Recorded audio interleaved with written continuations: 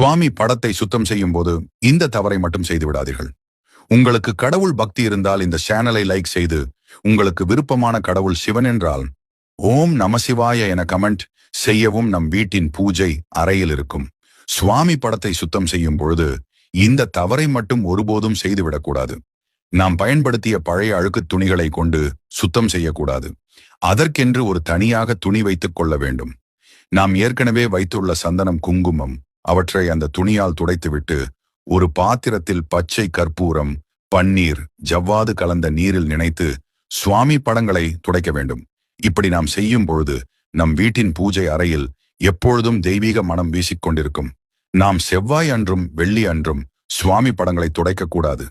அதற்கு பதிலாக திங்கள்கிழமை, வியாழக்கிழமை செய்துவிட வேண்டும். அதே போல மாலை 6 மணிக்கு மேல் சாமி படங்களை சுத்தம் செய்யக்கூடாது. இது போல செய்து வர நம் வீட்டில் என்றும் கஷ்டங்கள் வராமல் இருக்கும். இது போன்ற தகவலை மேலும் பார்க்க நமது சேனலை சப்ஸ்கிரைப் செய்து கொள்ளவும்,